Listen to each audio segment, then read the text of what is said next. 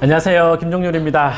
어제 GTX 신규 노선 2기 발표가 있었습니다. 그에 대해서 어떻게 투자하면 좋을지 이야기해 보겠습니다. 어제 새벽까지 또 오늘 아침까지 신문사에서 기자님들 전화 많이 받고 그랬거든요. 근데 질문도 많이 받고 기자님들한테도 이야기하다 보니까 중요한 포인트를 잘못 잡고 있다라는 생각이 들더라고요. 그래서 구독자 여러분들한테 간단하게 설명 한번 드려보려고 급히 카메라를 켰습니다. 가장 인기를 끄는 게 D노선이더라고요. 왜요? 그러니까 D노선이 보세요 이러면서 강남이랑 사당 1을 지나가지 않습니까? 그래서 일자리 많은 데를 지나가니까 D노선이 제일 좋을 것 같은데요. 그래서 제가 대묻기로 그럼 D노선 언제 될 것 같습니까? 이런 이야기를 했었습니다. GTX가 원래 A노선, B노선, C노선 이렇게 세 개를 같이 추진했지 않습니까? 그게 제가 알기로 2008년, 9년 요때였습니다. 그때는 이제 대심도 도시고속철도 한다고 이랬거든요. 그래서 대심도 땅 저 밑에서 터널 뚫어서 가겠습니다라고 했고 그랬는데 저게 되는 거냐. 그러다가 이제 A 노선이 사업성이 좀 좋아지고 이러면서 민간 사업자들이 제한이 붙고 제가 알고 있기로 2016년쯤에 전략환경영향평가를 했나 아마 그럴 거예요. 예타는 통과했었고 그러다가 이제 A 노선이 먼저 착공을 했죠. 착공을 2019년 6월에 했습니다. 2019년 6월에 했는데 2019년이면 지하철 공사 몇 년 걸린다 그랬더라? 지하철 공사 5년 걸린다 그랬잖아요. 그럼 5년쯤 지나서 지금 개통 이야기 나오잖아요. 그죠? 요렇게 되고 있는 거거든. 그러면 A 노선이 그렇게 오래 걸렸는데 D 노선 언제 착공하겠어요? 지금 생각해 보세요. 지금 예타 통과했어요? 안 했어요. 기본계획, 예타라 했는데 뭔 기본계획입니까? 맞죠? 그냥 역 위치도 다 바뀔 수 있나요? 당연히 바뀔 수 있죠. 싹 다 바뀔 수 있습니다. 물론 이제 발표한 데서 없어지는 게 많지는 않지만 그래도 바뀔 수 있습니까? 당연히 바뀔 수 있습니다. 그런데 D 노선 언제 할까요? 저 개인적으로는요, 착공까지 한 10년은 걸릴 것 같아요.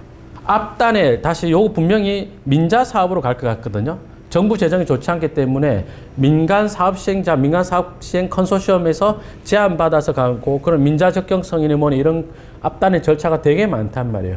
그리고 나서 환경영향평가와 기본계획, 실시계획 한다고 한 4, 5년 잡아먹거든요. 그 다음에 착공이기 때문에 제가 볼 때는 예상 착공 시점을 10년 봐야 돼요. 그럼 개통은 15년 걸렸어요. 제가 올해 나이가 49이거든요. 60 넘어야 개통하겠네요. 예, 그럴 것 같습니다. 그래서 D 노선이 파급력이 있느냐, 그건 분명히 맞지만 이 호재가 실현되느냐, 그런 점에서는 굉장히 뒷단에 둬도 될 것 같다라고 생각합니다. 그럼 뭐부터 투자를 하면 좋겠느냐? 두 가지를 이야기해 볼게요. 첫 번째는 노선이, 기반 시설이, 기반 노선이 확보된데 첫 번째는 거기가 좋을 것 같고요. 두 번째는요, 그 지역의 호재가 이미 여러 개가 앞단에 호재가 많은데 뒤에 GTX도 있는 거. 저는 이런 것들 투자했으면 좋을 것 같다는 생각입니다. 어떤 데가 그런 데 있을 수 있느냐? 우선 보세요. GTX C 노선은 원래는 A, B, C였다고요. C가 사업성이 되게 나빴어요. 그런데 C가 요렇게 국철 구간이 있는 데 있죠. 수원 요런 구간. 요런 데를 기존에 노선을 공용으로 쓰겠다라고 한 거예요. 그러면서 사업성이 엄청 좋아졌어요. BC가 엄청 좋아졌거든요.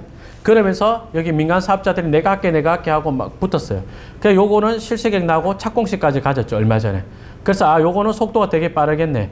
C노선 속도가 되게 빠른데 C노선 출발역이 수원역이고 상록수역이고 북쪽 종점이 덕정역입니다. 그런데 동두천까지 연결하겠다라고 합니다. 그럼 동두천 속도 빠를 수 있나요? 예, 난 빠를 것 같아요. 근데 동두천이 속도가 빠르면 뭐 할 수 있죠? 우리한테 뭐가 좋죠? 동두천 집값 싸요, 비싸요? 잘 모르겠으면 양주 쪽에 덕정역 주변에 도시개발 사업가 있는데 아파트 잘 팔려요, 안 팔려요? 아직 안 팔리고 있는 거 되게 많거든요. 그러면 동두천까지 되겠냐? 동두천에 가면 볼링장 좋은 거 하나 있어요. 죄송합니다. 예, 그거 말고는 나는 동두천 안 갈 것 같은데, 주거지로는. 그래서 북부는 확실히 의정부가 경기 북부의 중심이 될 겁니다. 그래서 올라간다 하더라도 동두천이 그래 좋아지겠냐? 사업은 빠르겠지만 투자처로서는 글쎄요, 난 잘 모르겠어요. 저는 그렇게 긍정적으로 안 봅니다. 그 다음에 수원역에서 내려오면은 평택까지 내려오죠. 천안 아산은 생략하겠습니다. 여기는 경기도가 아니어서 제가 잘 몰랐어요. 여기는 지금 1호선 초리도가 있고 그 다음에 수원에서 출발하는 KTX 출발역사가 이렇게 내려와가지고 지제에 연결하는 공사가 거의 완료 단계에 와 있죠. 맞죠? 그거 연결해서 오겠다는 겁니다. 이게 되려면 우선 경기도랑 수원시, 오산시, 그 다음에 평택시 협의가 돼야 되는데 이 협의를 2020년도에 했었어요. 그리고 그때 차량 추가 발주가 필요해서 차량 추가까지 발주를 했어요. 그럼 요거 되게 빠르겠죠. 그 다음에 여기가 SRT 노선이지 않습니까?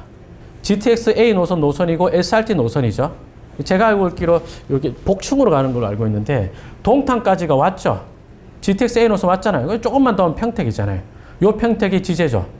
그럼 지제에는 또 어떤 호재가 있죠? 지제는 삼성전자 이렇게 내려다보면 여기 삼성전자 캠퍼스 있고 요 더 짓고 있고 요 더 짓고 있죠. 그 로드뷰를 보면 여기가 삼성전자인지 뭐 노가다파인지 이런 데 있거든요. 계속 증설을 하는 거예요. 거기다가 여기에 또 뭐 하는 거예요? 지제 역세권 개발 사업 컴팩트 시티 만들겠다고 하는 데가 있죠. 지제에 이번 달에 잔금 쳤습니다. 낙찰 받고 이번 달에 지제에 잔금 친 거 있는데 예. 지제 되게 좋겠네 하고 나서 보니까 기분이 좋더라고. 아, 내 지제에 땅 있구나. 예. 30몇 억짜리가 있구나. 이런 생각이 들었습니다. 부러워요? 자, 그 다음에 김포도 되게 관심 있게 볼 만한 데죠. 김포는 김포 통진에서 인천까지 이외곽 고속도로 개통했는데 하석면에서 파주로 올라가는 요 이외곽 고속도로가 한 1, 2년이면 개통할 게 있고요. 그 다음에 김포 컴팩트 시티 만들겠다고 하는 데가 또 가까이 있죠. 그 다음에 요게 강화에서 계양 고속도로고 그 다음에 요렇게 들어가는 5호선 연장이 있어요. 여기도 호재가 되게 많죠. 그런데 여기다가 GTX-D 노선 들어온다. 장기역이잖아요. 장기에서 출발하지 않을 거예요. 장기가 여기거든요. 그래서 장기에서 올지 뭐 여기 컴팩트 시티로 올지까지는 잘 모르겠지만 요쯤으로 오잖아요. 이해되세요? 그러면 자, 이런 동네를 뭐 투자처로 삼는다 그러면 호재가 되게 많은데 제가 토지 강의할 때 덜 하는 이야기가 호재가 실현되기 4년 전에 삽시다 하는 그런 이야기를 많이 한단 말이에요. 그럼 이런 동네가 앞단에 있는 제2외곽 고속도로는 호재가 실현되기 4년 안쪽에 들어왔고, 그죠? 그 다음에 그 강화에서 계양으로 들어가는 이런 도로들이 방사축 중에 하나인 도로인데 이게 지금 또 속도를 되게 높인 기본계획까지 왔을 거야 아마.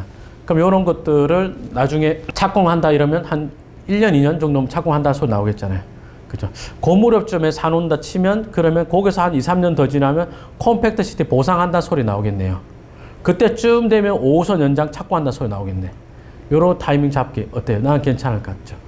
저는 개인적으로 김포 통진에는 부동산 하나도 없습니다. 왜냐하면 뭘 벌써 사냐 이런 생각 갖고 있거든요. 참고로 김종률 아카데미 회원님들은 엄청 많이 샀어요. 저는 말만 하고 안 샀거든요. 저는 아직 뭘 벌써 사냐 이랬는데 우리 회원님들 벌써 샀더라고. 여기 공장 갖고 있는 사람 정말 많은데 오해는 하지 마십시오. 제 건 하나도 없습니다. 그 다음에 또 재밌는 게 눈에 띄는 것 중에 한 개가 모란역이 눈에 띄더라고요.